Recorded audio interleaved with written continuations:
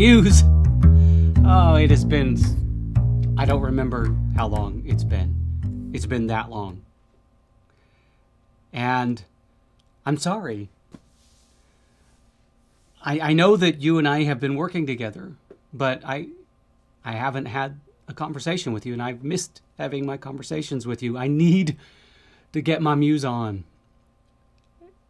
And I thought it apropos to have this first conversation in some time, to have a particular discussion with you.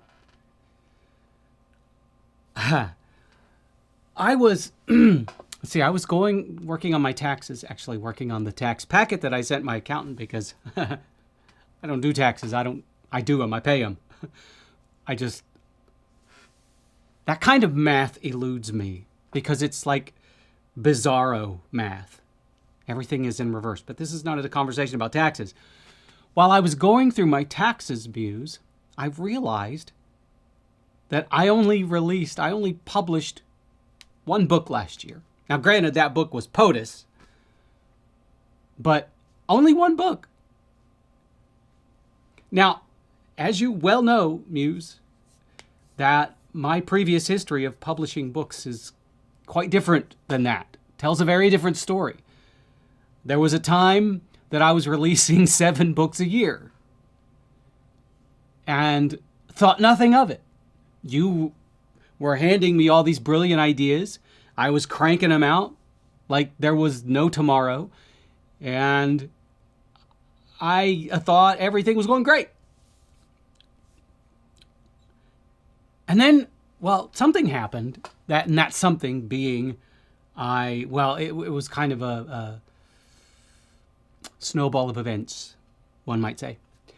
It started with me switching editors, realizing a few things were going on. And in the process of me switching editors, I discovered that I was rushing things. Now, in my defense, Muse, and there's really not much of defense for this, but in my defense, 3, 4, 5 years ago, the thought was with most indie authors that you had to have momentum. And momentum mean you had to publish as many books as possible, as quickly as possible. And I fell prey to that ideology. And looking back on it now, I realized how the work could easily suffer because of that. I mean, 7 books in a year, it was ridiculous that I thought that was viable. So last year I published 1 book and took plenty of time with it. And this year I have Dracula Theories in the hands of my editor, and it's already March, and I'm guessing that it'll be published sometime in April.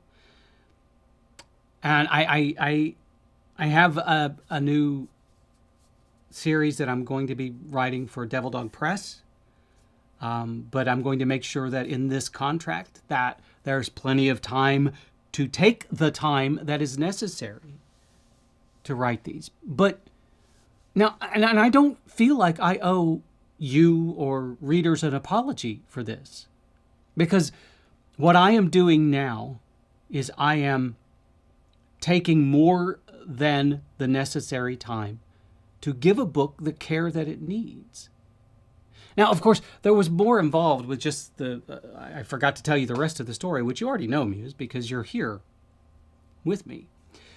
After I changed editors, I also returned to the stage.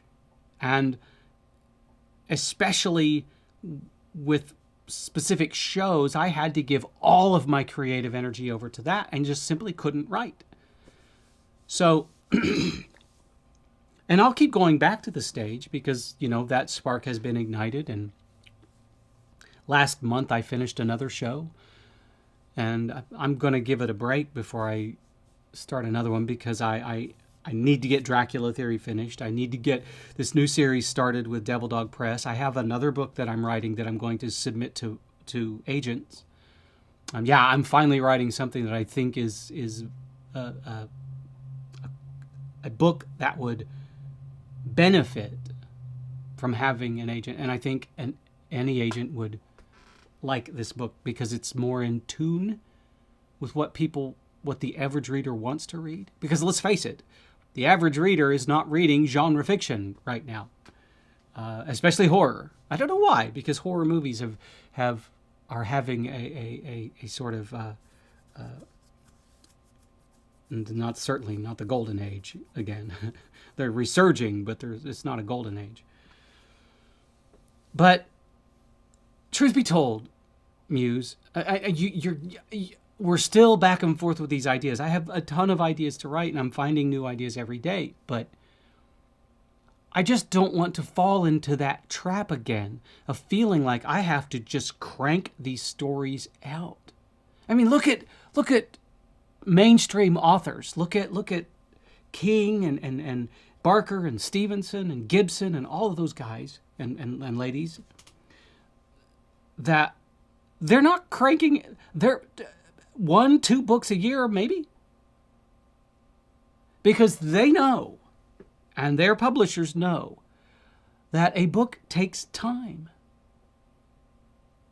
And even in this transition from where I was to where I am, it's not been bumpy, but it's still a work in progress.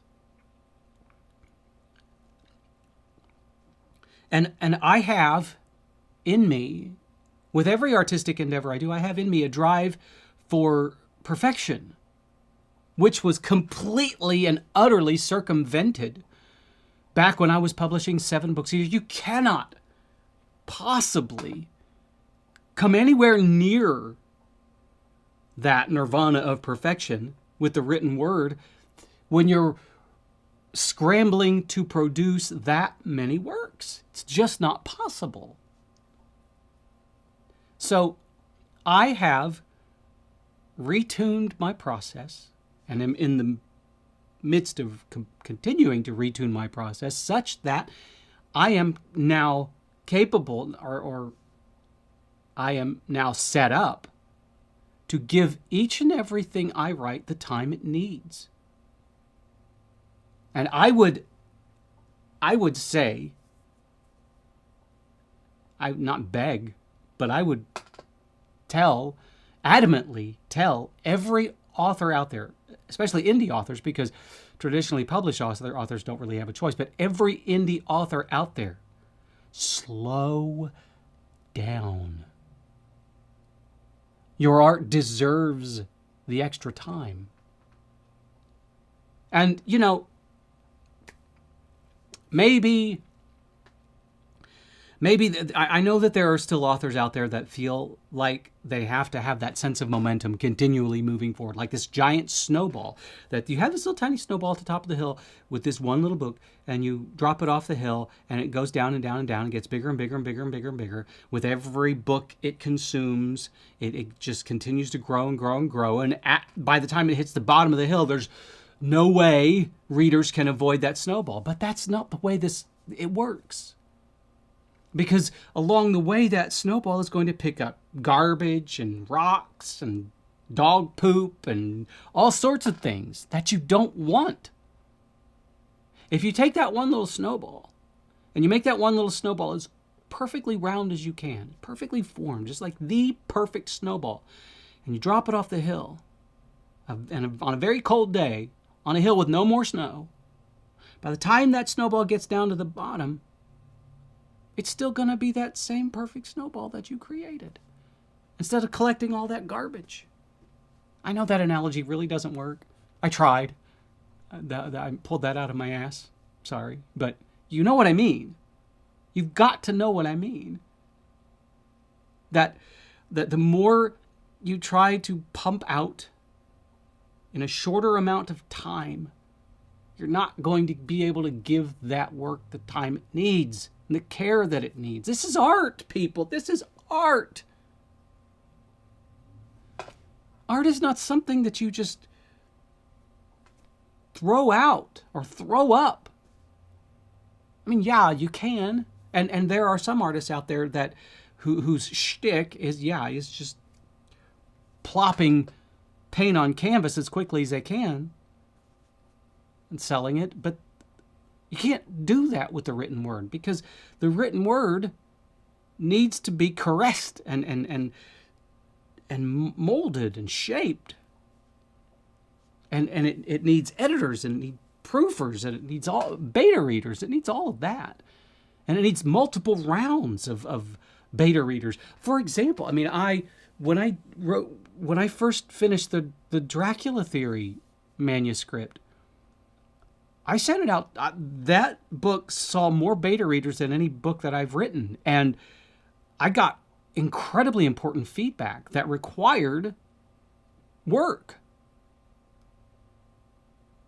So I now understand better than I ever have that for me, it is more important to take my time and publish something that I deem, according to my new standard, I deem is ready for consumption. 5 years ago, that bar was not quite, the bar that I have now was not quite as high.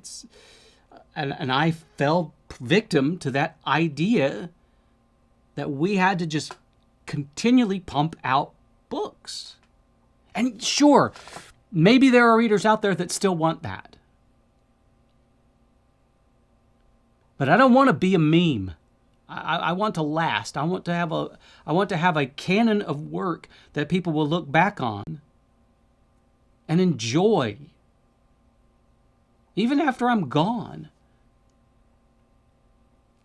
I mean, that's the goal, right?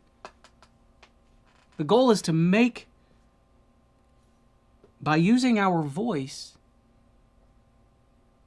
to give something to readers that they can cherish forever.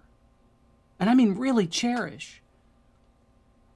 I don't mean just a story that they can consume in a couple of days and be done with it. A book that people will come back to and appreciate even more the second and third and fourth reading. There are books out that I have that I go back and read every once in a while. Jennifer Government by Max Berry. Snow Crash by Neil Stevenson. Microsurfs by Copeland, by Douglas Copeland. Hellbound Heart by Clive Barker. Imagica by Clive Barker. I could continue reciting Clive Barker titles, but you get the point. That's how I want my books to be. It's just like the roles that I play on stage. I don't want to just throw up a character and say, there it is.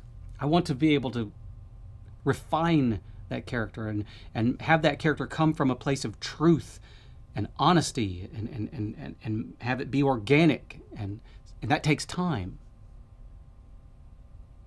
And so to you, Muse, and to readers, and to my fellow authors, I'm not apologizing for only releasing one book last year, and I'm not apologizing for releasing maybe one or two, maybe 3 books tops this year. I'm saying I want you to know that I feel passionately and deeply that art is worth the extra time. And that I hope that you get out of my work as much as I get out of putting into that work. And for other authors out there, I hope that you're listening. And I'm not saying that how I do things is how you should do things. I'm saying that consider the idea that rushing a book out just so you can add it to your numbers is doing your craft and your work a disservice. Now, Muse, I'm going to try to be more regular again. we were doing this once a week for a while, and I would like to get back to that. I can't promise anything because I'm so busy lately, but I will try. I will try very hard. Remember, it's about quality, not quantity now. That's my mantra. It's cliche as hell, but it's an important mantra to have. And I've got many a mantra. There are many a mantra trapped in this noggin. That is one of them. Quality, not quantity. Little snowball, not big poop-covered snowball. Okay? Are we good, Muse? Still want to hang out with me? Of course you do. Why? Because you're awesome. Like my Band-Aid? Yeah! Rock on, Muse.